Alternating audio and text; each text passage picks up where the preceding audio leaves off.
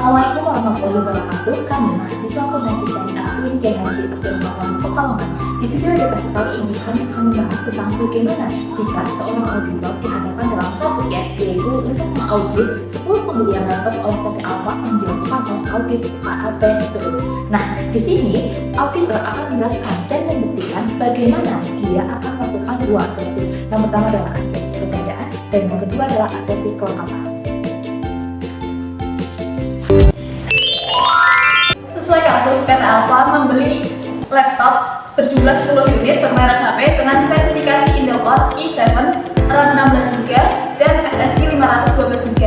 Nah, di sini KAP Tools ditugaskan untuk mengaudit transaksi pembelian tersebut.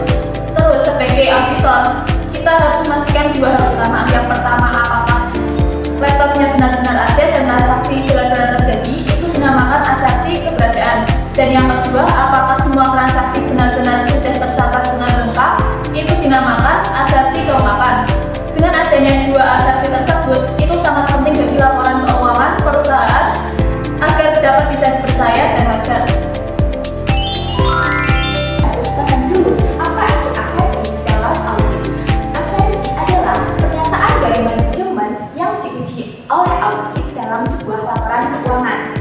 Asesi yang akan kita bahas di sini ada dua, yaitu asesi keberadaan atau eksisten dan asesi kelengkapan atau completeness. Yang pertama, asesi keberadaan atau eksisten artinya bahwa auditor harus membuktikan bahwa semua transaksi itu benar-benar terjadi atau benar-benar ada, bukan cuma fiktif.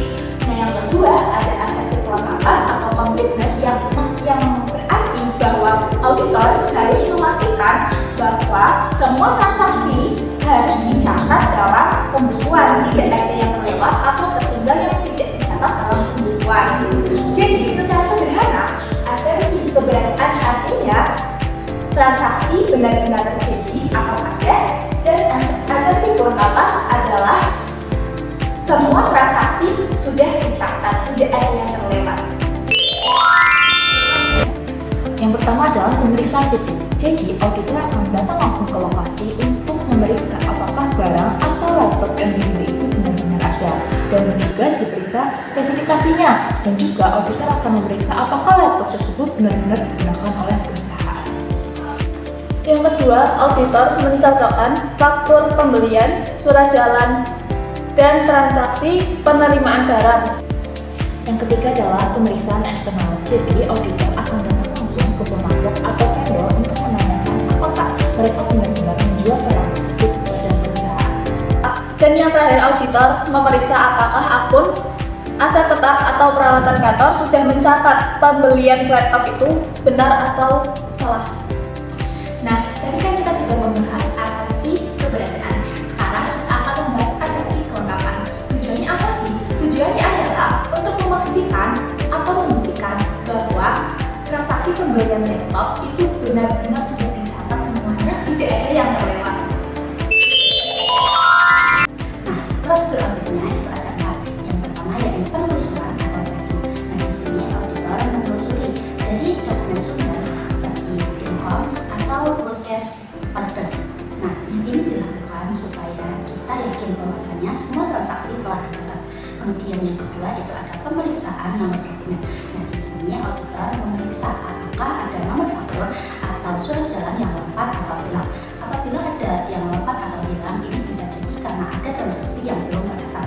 Kemudian yang ketiga ada pemeriksaan cut-off. Nah, ini sangat penting dilakukan untuk pencatatan transaksi pada akhir tahun, karena di sini auditor akan memastikan bahwasanya pembelian yang dilakukan pada bulan Desember itu tercatat pada bulan Desember, bukan malah tercatat pada bulan Januari. Yang terakhir yakni ada rekonsiliasi daftar aset tetap. Nah, di sini auditor mencocokkan antara daftar aset tetap perusahaan dengan dokumen pembelian. Ini dilakukan supaya semua barang yang telah dibeli itu telah tercatat pada laporan keuangan.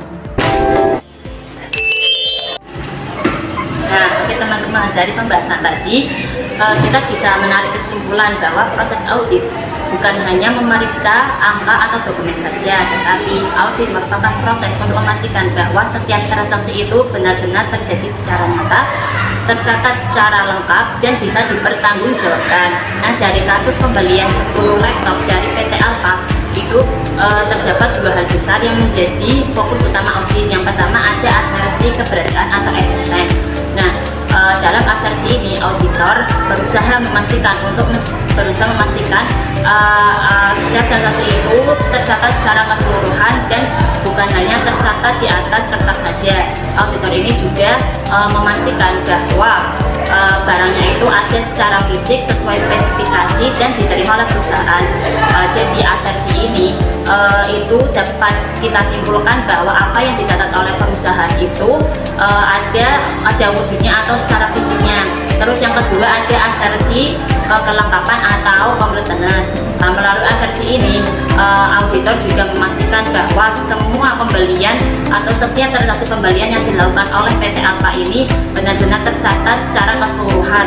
Dan jangan sampai ada yang belum tercatat, karena itu akan menyebabkan laporan keuangannya jadi nggak akurat. Jadi intinya kerja audit itu bukan hanya memeriksa angka saja, tetapi memastikan kelengkapan pada setiap transaksi keuangan perusahaan.